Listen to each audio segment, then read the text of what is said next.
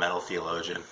And this is a video of a sort I've never really done before, because this is going to be the top 10 of 1984. So, yeah, we're going to fire this up. I actually talked about this with Scott Waters when he was doing his, but thought about contributing a little bit. We talked about it, and I kind of didn't get my shit together in time.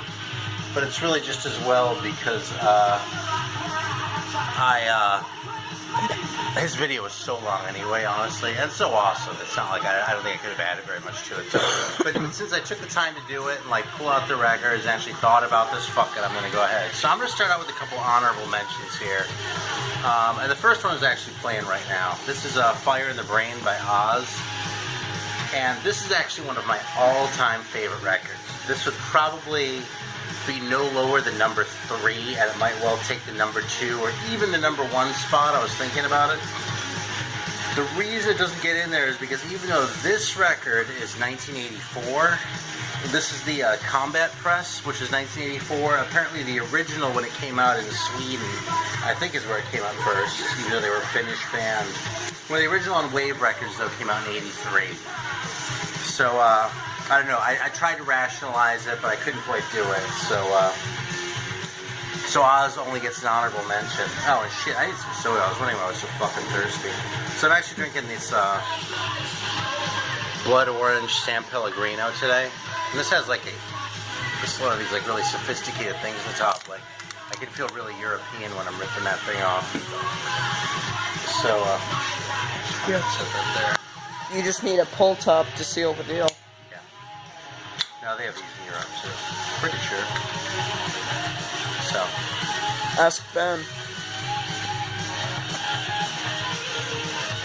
They don't make me laugh.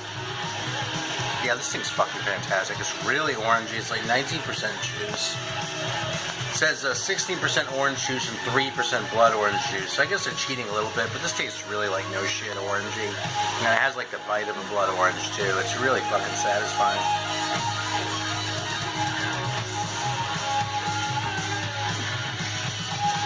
Yeah, it has real sugar in it too. And actually, I'll tell you, I wasn't really in the mood for a soda tonight. I was like, oh fuck, I'm gonna drink a goddamn soda. But I had like a shake before, so I'm kind of all sugared out. But this thing still hits the spot, man. Hey, you want a belt? Watch what you're doing. Well, yeah, I mean, I'm cheating because I already know I like it. But yeah, well, don't swirl it all out. All right, so the next two might surprise you a little bit as far as the honorable mentions here, because damn, just fucking relax. So I'm gonna turn that off.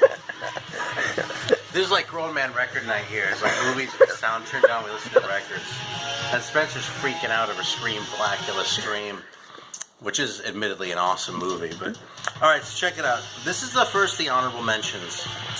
Well, the second, I guess. Oz got disqualified on account of a date, though. This one was actually 84. I did make the top 10, and this is Power Slave by Iron Maiden. And, I don't know, I almost feel guilty about not putting this one in, because back in the 80s, man, I played the shit out of this record. And I think there's some classic songs on here, like Power Slave and Back in the Village. And, I even like Flash of the Blade a lot, and of course Ace is High. But man, some of the songs on here, like Rime of the Ancient Mariner, which, you know, takes up a lot of side too. I was really impressed by that when I was like in my teens, but now it just seems kind of hokey and fucking overdrawn and needlessly long. And 2 Minutes to Midnight, I've always thought was a fucking weak song, so I don't know. And then there's this pointless instrumental on here. I'm like, man, it's hard when you take 3 songs off a fucking record to still put it all the way at the top. So I have to deduct a couple points there and put Power Slave in the honorable mentions, and so is this. This is also going to go in the honorable mentions. Another one I played the shit out of back in the day. I'd be totally remiss if I didn't mention Ride the Lightning.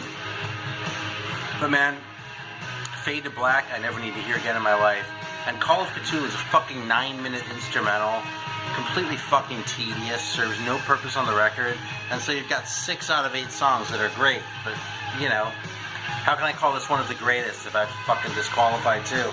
I gotta admit, man, if I didn't know these 2 records so well, you know, they might not have gotten disqualified, but the fact is, I don't know, man. I'm looking through these other ones again. I can't see any clunkers on any of these. So, alright, man, here we go. This is the real top 10. I should be counting, make sure they're actually 10. 5, 6, 7, 8, 9. Yeah, I was afraid I don't come up with 9, because that 10th would have a lot of trouble with. Alright, number 10 is a little bit more sort of out of deference because of how important this band was. I came to this band a little bit on the late side, but I do love this record. It's not my favorite of theirs, but it's a fucking fantastic record, and I do like every song. And that is Morbid Tales by Celtic Frost. This is the LP version on Metal Blade. I don't have the noise press, it was shorter. We've got Into the Crypt of Rays, Dethroned Emperor, Morbid Tales, Procreation of the Wicked. Just tons of great shit right out of the gate with this band. And these guys were so dark. They had so much influence on like the whole black metal thing that came later. But even more than that, Celtic Frost just really had their own sound. I mean, they were kind of doomy. Not as doomy as they got later. During their comeback when they did Monotheist and that. But there weren't that many bands that were as fast and still as dark and as doomy as these guys. Like, no shit dark, you know what I mean? Not like, oh yeah, this is Satan, but, you know, we're actually kind of bright and, like, sound like our producer is doing a lot of coke.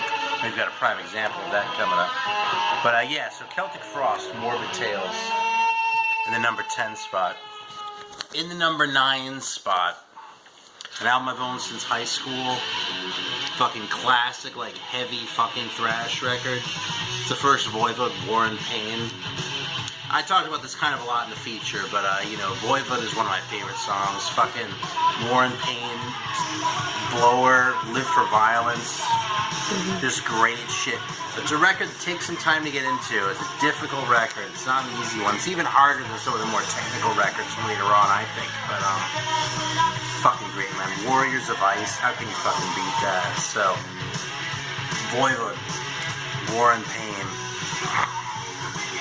The number 8 spot, we have got, you ready for this? A big shocker here. See You in Hell by Grim Reaper, which I probably have to talk about a whole bunch. I mean, this is a great record. It took me a while to get into, like a lot of these, mostly because of Steve Grimmett, because he was so like, that it just sort of, you know, it didn't do it for me back in the day. But when I came around on it, I came around with a vengeance. The only song on here that's kind of a clunker is The Show Must Go On, I think, which is kind of ironic because it's actually probably the oldest song on here since it has a Paul DiMercato credit, who was their singer before Steve Grimmett joined the band. And what was the song on here? I think All Hell Let Loose is the song where if you listen to the song The Reaper off the Heavy Metal Heroes compilation, they reworked the main riff as the central riff, like the riff in the bridge of that song. So it's kind of interesting if you paid attention to the earlier shit. But I don't think I have to persuade most of you. This is just a fucking classic record, man. It's fucking great. Start to finish. And this is an ebony press, so there we go. I did own the RCA one in the past, but I upgraded it. Alright, next one. I've lost count of what number I'm at now. Shit, I think it's 6. 1, 2, 3, 4, 5, 6. The first Running Wild record, Gates to Purgatory. And, you know, I've always liked Running Wild for being kind of dirgy sounding, and, man, I'm just going to put this thing on because I'm thinking about it now. But just being kind of dirgy and just having good riffs, sort of slow, kind of plodding. And honestly, the whole pirate shtick that they got into a little bit later on, I can dig that too. But my favorite records are still the first two when they were just plain satanic. You know, the other thing that Running Wild had a knack for doing was writing songs that sounded like fucking German beer hall songs without crossing the line over into complete, just utter cornballdom, which a lot of bands weren't really able to successfully do. If they do some, I mean, Judas Priest is a prime example. You know, Judas Priest would do a song like United with a chorus that was just completely fucking hateful. You know, like sort of a sing-along chorus. Somehow Running Wild with songs like Prisoner of Our Time, which I'm still not going to single out as the best song or anything, but with songs like Prisoner of Our Time or Chains and Leather off their second record, they just fucking pulled it off. So this is an original noise pressing of this, and I just think it's fucking great.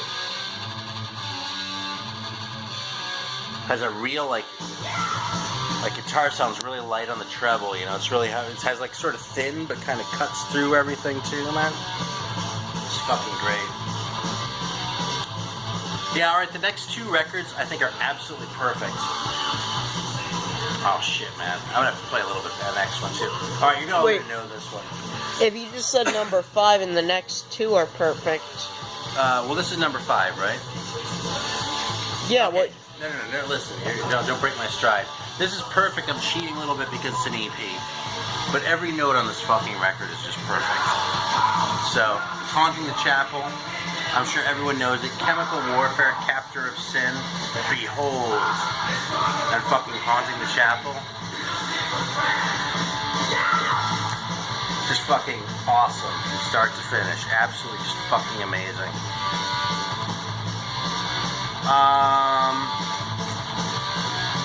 It's funny, I'm looking at these. I'm actually going to switch a couple around here. So the next spot, it's going to show it never ends, right? Like, as I'm doing it, I'm fucking changing my mind about shit. This is another all-time fucking favorite. This is my favorite Sarah Thungle record, and I love this band. So, I should tell you something right there. Look at that fucking picture of Tim Baker right there. That's a card. He beat a lot of shit. So, actually, I think John, like, in his original video, like, mentioned Tim Baker. But, yeah, man, like, I could do without the toccata in D minor, but fucking Sarah Thungle, their signature song, right there is one of my favorites. Fucking Atom Smasher, King of the Dead. God, King of the Dead. And how about the title, Finger of Scorn? I mean, how can you beat that? There's a song on here called Finger of Scorn. Fuck, maybe I should have put this a little bit higher. This is like one of the greatest fucking records ever, man.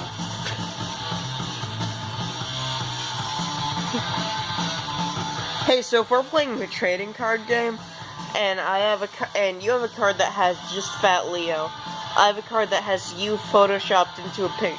Not photoshopped, actually with Fat Leo. I mean, that wasn't photoshopped. But if I have a picture of you with Fat Leo, does that win against regular Fat Leo? I don't know. I'll let someone else decide that. All right, what am my next one here? I'm gonna put this on in a minute too, I think. But this is only 2 songs, but this is one of the greatest fucking records ever. People in Hell Want Ice Water by Graven Image. LA band, Rock House America. It's a private press.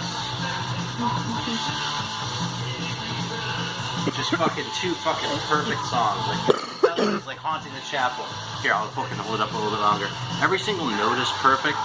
They redid a couple of these songs. They put like a picture disc out on Ironworks, I think it was. Might have been Metal Storm, but one of those Dave Richards labels, Azra affiliated.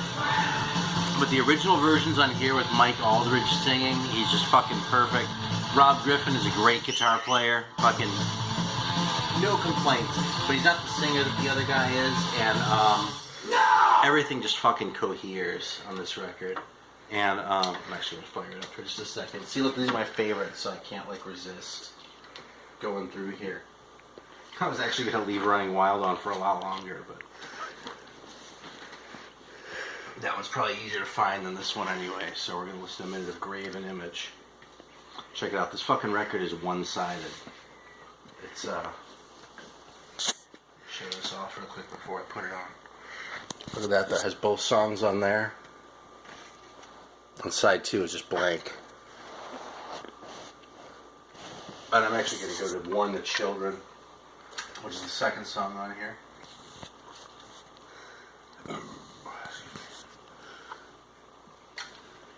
Alright, man. Probably no surprises on the next 2. If anyone has heard me sort of ramble.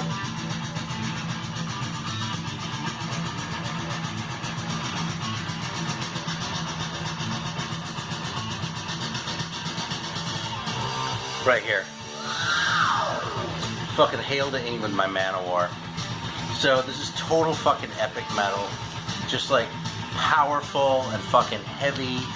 and all about like Vikings and shit, except for Bridge of Death, which is about Satan. And yeah, fucking Kill with Power, Each Dawn I Die, Blood of My Enemies. This song is just fucking perfect, man. It's about like fucking Valkyries and fucking Valhalla and shit. And look at that shit.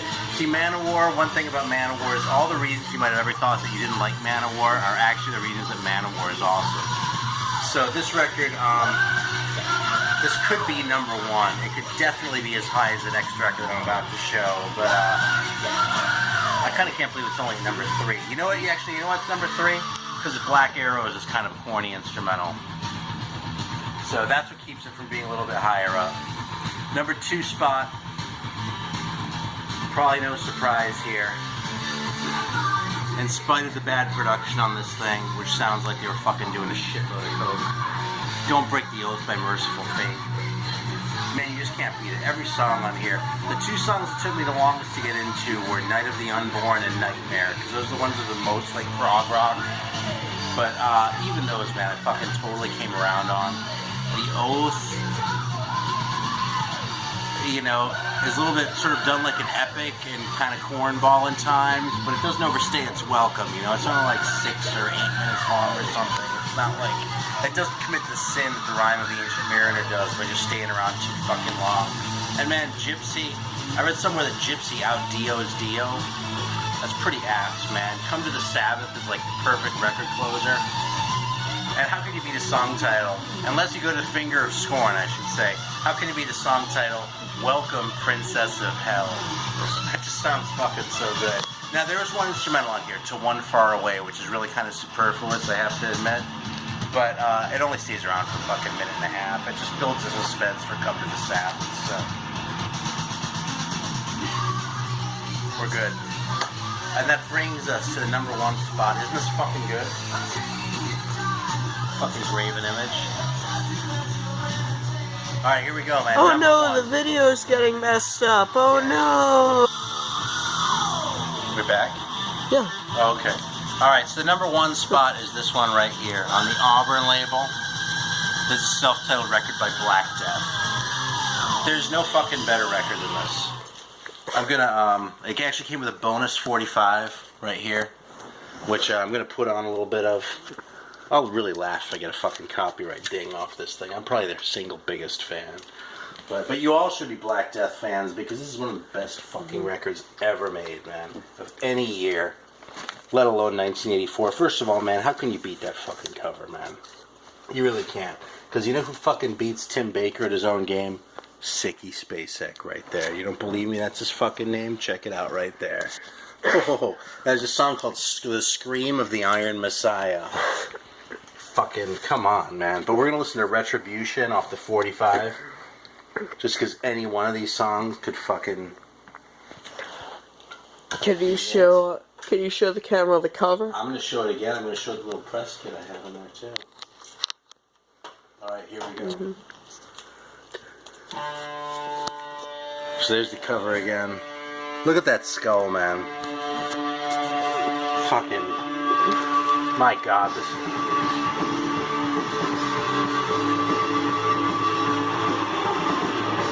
It's the Auburn label out of Cleveland. Wish I could say I'd seen this band back in the day, but I didn't.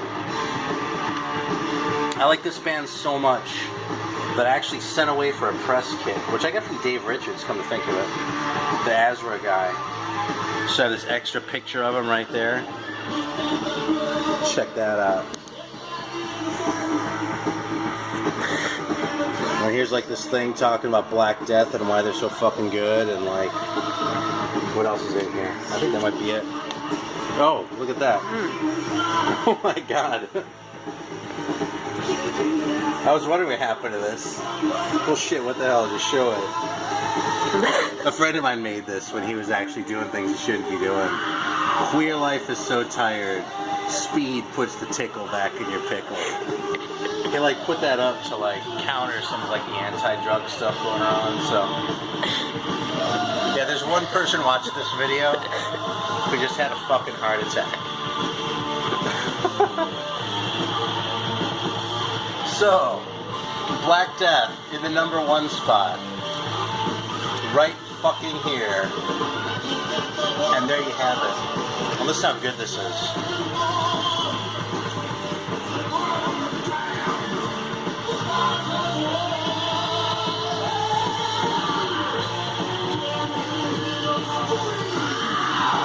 Yeah, I got this record when Spencer was an infant. About the same time he was born. So 14 years ago, maybe 15. It's one of my favorite fucking records ever. So that's my top 10 from 1984. Subject to change like next week. But that's what we've got today, and I hope you all enjoyed watching, because I fucking enjoyed making it. Even though thinking about this shit was hard, I was racking my brains. Listen to this one more time.